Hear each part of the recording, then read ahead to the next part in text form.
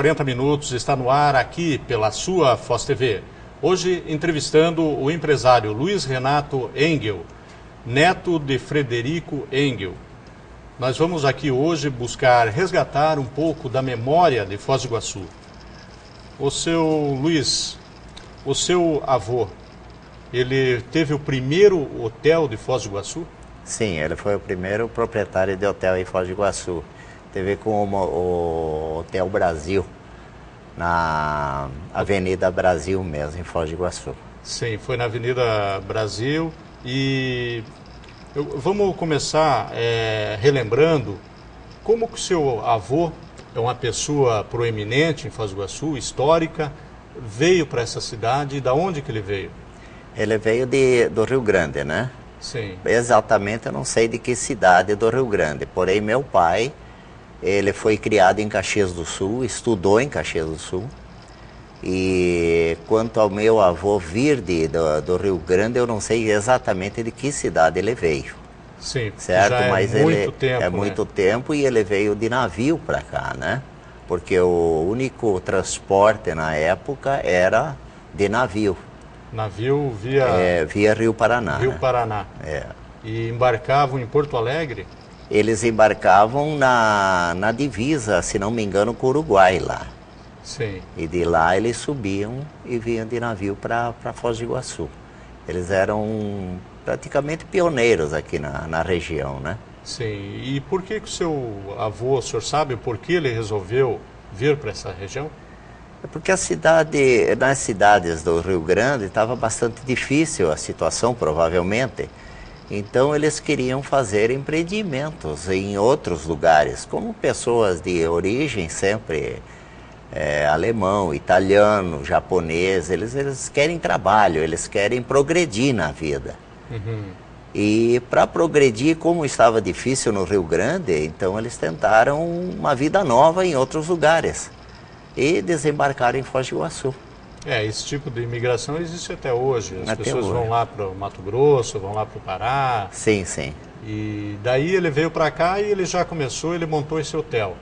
Que não Ele existia hotel aqui. Não, não existia. Ele começou pensando e montou esse hotel, Hotel Brasil.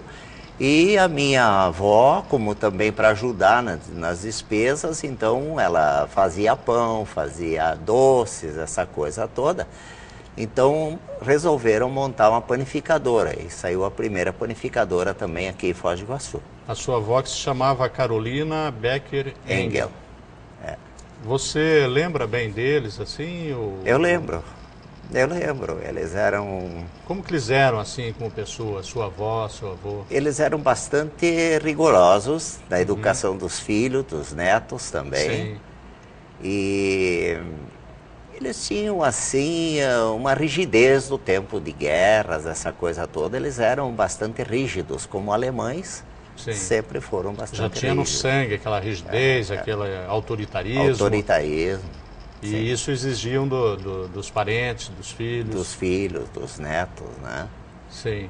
E então minha mãe, quando veio para cá, que casaram, meu pai casou em 1918. Então veio para cá também de navio, porque ele estudava em Caxias do Sul. O seu pai, como é o nome dele e o da sua mãe? Guilherme Engel e Sim. Joana Marim Engel. E eles se casaram também lá no Rio Grande do Sul? Lá no Rio Grande do Sul. E vieram para cá? Então meu avô, porque estavam em dificuldades lá, recém-casado, então meu avô pediu que eles subissem de navio, mandou passagem, essa coisa toda.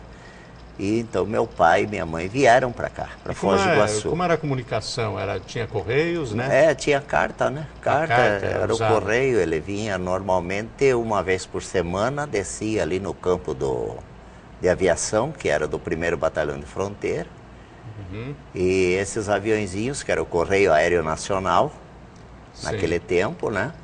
Então levavam as cartas e traziam as respostas, né? Certo. Era bastante demorado a comunicação na época, né? Sim. Existe uma situação histórica de que Santos Dumont parou no hotel do seu avô? Sim, o Santos Dumont ele parou no hotel do meu avô E do hotel eles foram de carroça até as cataratas. Isso levou provavelmente um dia de viagem, porque na realidade não tinha estrada normal, mas era picada que ia para as cataratas. Então meu avô foi mostrar as maravilhas das cataratas que tinha aqui em Foz de Iguaçu, que ninguém conhecia. Era o dono da região toda, era um famoso argentino, o tal de Cabeça de Vaca.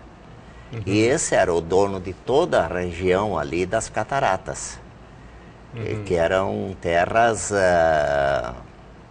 pedidas para o governo, e o governo, então, Na época, o governo ele cedia as terras. Cedia terras, né? Sim. Quem precisasse era só fazer o requerimento. Um requerimento e ganhava uma concessão. Ganhava. E acabava ficando dono com o tempo. Sim, positivo. Né? Então, o meu avô, ele levou Santos Dumont às cataratas. Daí o Santos Dumont falou, Santos Dumont falou, diz, não, essa terra não pode ser de uma pessoa só. Isso aqui tem que ser patrimônio da humanidade. Sim. E foi quando o Santos Dumont, retornando ao Rio de Janeiro, que era a capital, conseguiu que isso fosse, então, um parque nacional. Sim. Virou Parque Nacional Patrimônio da Humanidade. Que as cataratas hoje... Ele ficou maravilhado e buscou junto a autoridades para que passassem para o público, né, ter acesso. Acesso às cataratas. Sim, porque ele não aceitava que fosse de particular. Sim, sim, sim. Nesse período, quando você era criança, você lembra como que era esse trajeto da cidade até as cataratas? Qual é a recordação que você tem? Eu lembro quando foi começado o calçamento para as cataratas, né? Isso foi começado na época em que o prefeito da cidade era o senhor Júlio Paza. Eu era criança, 1943, 45 por aí. Sim. E nessa época, então, foi começado o calçamento para as cataratas. Certo. Antes disso, sempre foi estrada de terra, né? E aí começaram aquele calçamento, e que não era no atual trecho não, aí, né? não. Mudou Era agora. Era outro trecho. Até nós temos fotos aqui, né? Eu gostaria de mostrar uma. Vou pedir aí pro Ravi focalizar aqui. E eu gostaria que o senhor identificasse aqui sua família, e aparece sua avó e seu avô. Sim. Né? Consegue enquadrar aqui? Aí, o senhor segura aqui então. Sim. O senhor segura e vai identificando. Quem é da esquerda para a direita? Aí, da esquerda para a direita, desculpa. Tá, nós temos segura aqui o Alfredo Engel, temos o Otto Engel. Tá aí? Otto Engel, depois tem uma senhora em pé ali. A dona Adélia Engel, que é filha do... Depois vem meu pai, que é o Guilherme Engel. Sim. Dona Elfrida Engel. Depois tem o outro irmão, que é o João Engel. O meu tio Frederico Engel Filho, que é o último do cantinho. E sentados nós temos a minha avó e o meu avô, Carolina Becker Engel e então de Frederico branco ali está o Frederico Engel, Frederico Engel, o dono do primeiro hotel de Foz do Iguaçu. Sim, sim. E esse pessoal, está todo mundo vivo hoje ainda? Não, Quer dizer, tirando seus avós, né? Todos eles estão falecidos, né? Sim, todos? Todos eles já faleceram. Sim. O seu pai também? Meu pai também, ele faleceu em 1974. Certo. O seu pai, você falou que ele veio para cá para ajudar o seu avô no trabalho dele? Sim, sim. Ele veio para ajudar, porém ele se especializou em carpintaria. Sim. Parte de carpintaria, fazer móveis, essa coisa toda como marceneiro. E ele então, como existia uma firma, que não seria bem uma firma, era a Oficina dos Padres, que eles chamavam, né? E nessa oficina era uma carpintaria que estava sem pessoas, sem nenhuma pessoa para trabalhar. Então meu pai foi para trabalhar na Oficina dos Padres. Sim. E ele era o carpinteiro dessa oficina, né? Então, ele trabalhava sempre ali. Eu, quando tinha meus 4 anos, 5 anos, eu levava o café para ele, numa garrafinha de Guaraná, levava um café com leite para ele, levava pão, né, que a minha mãe fazia. Então, nessa época também, um pouco antes, ele fez o madeiramento para cobrir o prédio do Gresf, que hoje é Gresf, antigamente seria o campo de aviação de Foz do Iguaçu, né? Sim. E aquele amadeiramento todo foi feito pelo meu pai, Guilherme Engel, né? Existe lá algum registro sobre isso? Deve Lá, existir. agora? Deve existir, ou se não existir, mas foi ele que fez. Sim. Inclusive eu tenho fotos com ele trabalhando, que eles trabalhavam lá, né? Mas você não trouxe nenhuma, assim, mostrando ele na atividade Na lá? atividade eu não trouxe nenhuma, Sim. eu trouxe apenas uma que ele está na frente. Eu tenho uma aqui, ó, uma que mostra até o Gresf. E essa aqui, ó. Não, essa é o Hotel das Cataratas. Ah, é o Hotel das Cataratas? Esse é o Hotel das Cataratas, então, o Gresf desculpa. é essa. Aqui, ó. Mas vamos mostrar o seu pai aqui Pega esse aqui primeiro, Ravi, do Gresf. E vamos mostrar agora em seguida o seu pai aqui na porta. Na frente da porta. Essa porta possivelmente foi ele quem fez também. Foi ele quem fez. Né, uma porta muito bonita. Possivelmente de uma madeira nobre, né? Coisa que está em extinção hoje no país. Naquele tempo se usava muito cedro. Tinha bastante. E ipê também, que seria o lapacho, né? Que fala em castelhano lapacho. Sim. Mas eu vou pedir um tempo agora para o senhor, porque nós vamos para o intervalo comercial e voltaremos logo em seguida com o programa 40 Minutos.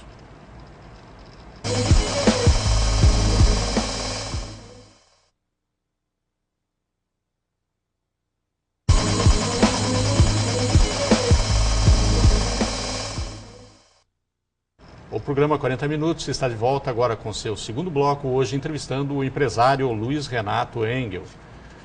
Ô Luiz, como é que foi sua infância em Foz do Iguaçu? Fala um pouco sobre aquela época, como que era essa cidade naquele tempo. Deve ser muito nostálgico até lembrar esse tempo. Aqui Foz do Iguaçu era pura terra, né?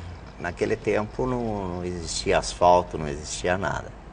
Então as crianças brincavam normalmente nas ruas, ou mesmo nos terrenos, que eram todos terrenos grandes.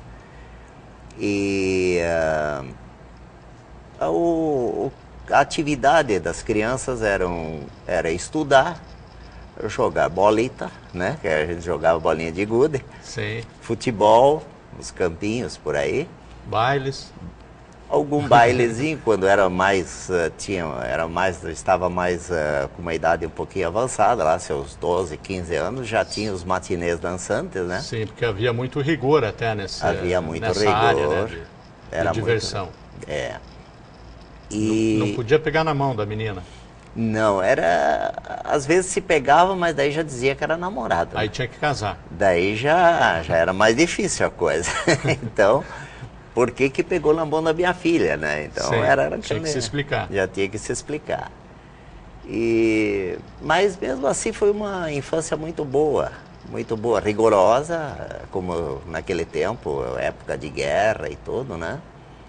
Mas foi uma infância muito boa. Como que era o rio aqui, o Rio Boici, por exemplo? O Rio Boici era um rio que era para se brincar, para lavar cachorro, que a gente sempre tinha um cachorrinho para brincar e tal.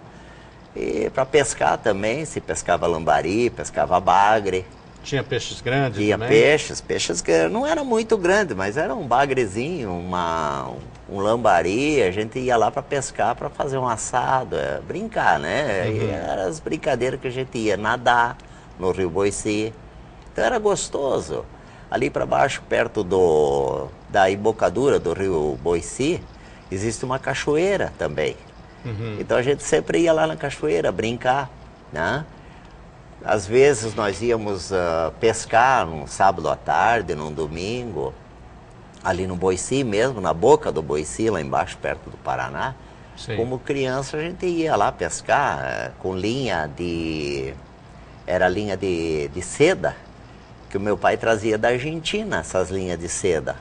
Certo. Então, as linhas que ele não ocupava, ele dava para as crianças emendar, né? E daí ir pescar no rio, né? E os rios aqui era da seguinte maneira, você saía, a mãe dizia para você, filho, vai buscar um peixe. Aí você pegava a linha, pegava uma tripa de galinha, né? E ia com uma latinha de massa de tomate com a tripa de galinha dentro, ia no rio, jogava 3, 4 vezes a linha, lá vinha 3, 4 bagre, filhote de jaú também, uns pequenininhos. Tirava na hora, matava ali o peixe, já tirava as tripas, tudo e trazia para casa para a mãe fazer o almoço. E os pais não se preocupavam com segurança? Como que era a segurança, assim? A segurança não tinha por que se preocupar. O perigo era ter uma cobra ou um lagarto de papo amarelo, que era perigoso. Esse lagarto, ele ataca, né? Ele ataca e é venenoso. E ele tem veneno, né? Então, esse era o perigo, mas a gente sempre... Nunca teve, assim, grandes problemas. Quando se encontrava uma cobra, a gente enxotava ou procurava matar. E se aparecesse um estranho na cidade, todo mundo sabia? Todo mundo sabia que era um estranho. Não existia banditismo, não existia ladrão, não existia nada. Né? Às vezes o exército saía fazer ronda com o jipe. Sim. Para ver se tinha alguma coisa irregular na cidade. Então saía à noite. O exército saía à noite com o jipe, dava uma volta na cidade, abordava certos estudantes à noite que ficavam conversando nas esquinas, já abordava para saber o que estavam fazendo, o que não estavam, e é hora de ir para casa, é hora de dormir, não é hora de ficar na rua. Então... O senhor nasceu em que época, seu Luiz? Eu nasci em 1941. 41, então o senhor não sei se o senhor lembra do período de guerra, o senhor estava então com... até 45 foi a guerra. 45 encerrou, né? Não encerrou. Teve, praticamente não teve nenhum problema aqui. Naquele tempo, o meu pai, por exemplo, não podia falar alemão. Meus avós não podiam falar alemão, porque era perseguido. Havia uma proibição até. Uma proibição. Porque... havia interesse na segurança nacional. Na segurança nacional. Então não podia falar línguas estrangeiras que não fosse o castelhano, o guarani, português. Mas se todo mundo se conhecia, para que essa preocupação? Mas o exército estava ali para manter a ordem, né? Então tinha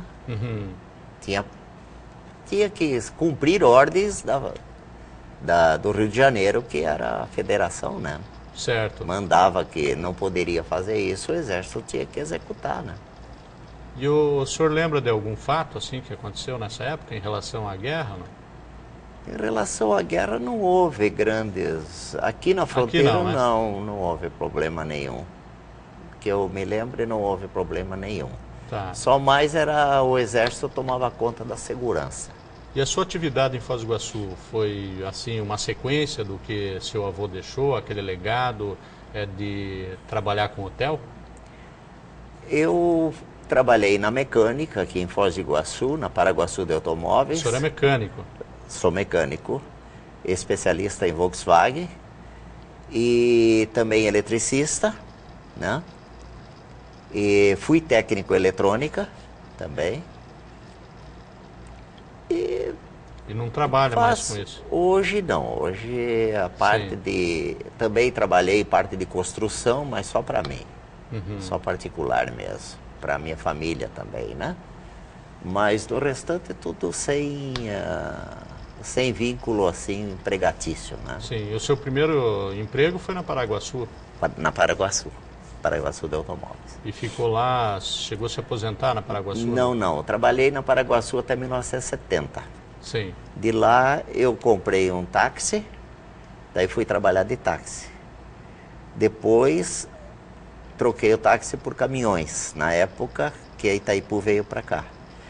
Então eu coloquei o caminhão à disposição da Itaipu, fichei na Itaipu, Então eu trabalhava levando mercadoria para fora, madeira, essa coisa toda, que na época era bastante lucratividade, havia muita lucratividade nessa parte. Retiravam madeira daqui, para onde levavam? Tiravam do Paraguai e se levava, né? Ah, do Paraguai. Para São Paulo. Para São Paulo, para Rio de Janeiro. E de lá nós trazíamos ferro para Itaipu. Então era fichado já os caminhões para trazer ferro para Itaipu. Porque era muito... Mas para levar madeira não havia intermediação? Não. Aí, não. Daí era particular, né? Sim. Mas na volta, sim, todos os retornos eram para Itaipu. Tá certo. Eu vou pedir mais um tempo, porque nós agora vamos para o intervalo comercial e voltaremos em seguida com o terceiro e último bloco.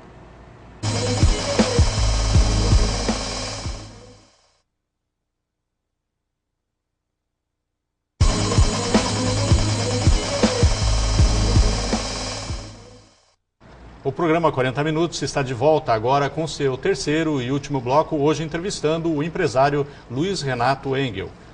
Seu Luiz, eu tenho aqui uma foto muito interessante, muito bacana mesmo, que é da Ponte da Amizade. Foi o senhor que tirou essa foto?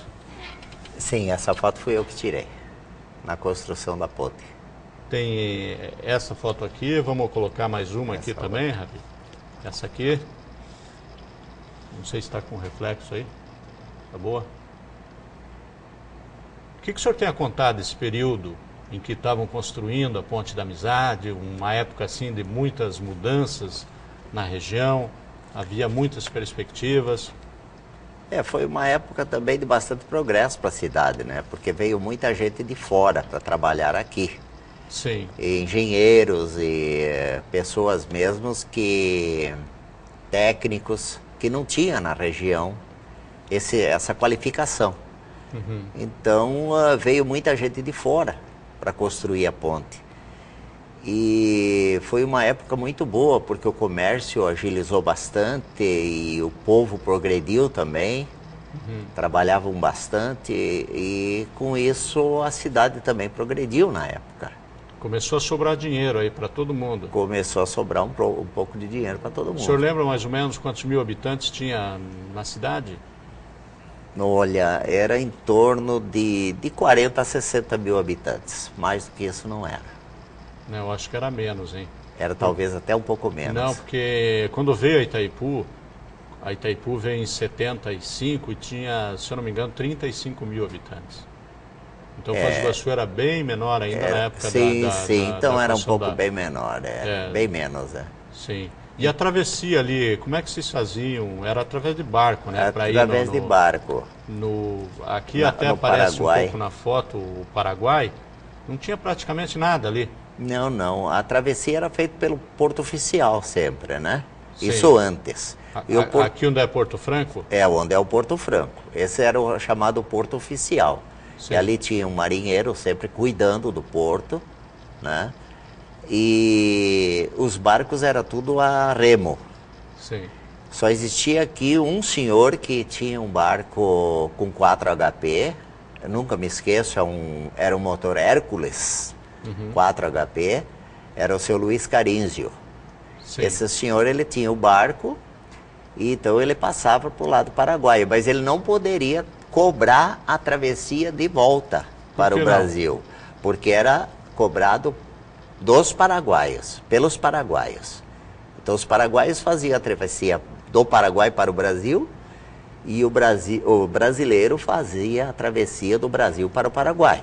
Cada um já pagava ida e volta, talvez, aí? Não. Numa cota cada só? Um pagava a sua ida. Sim. Só que do Paraguai para o Brasil era o Paraguai que cobrava. Sim. Se o seu Luiz Carinzio quisesse trazer de livre e espontânea vontade, ele trazia as pessoas de volta sem cobrar.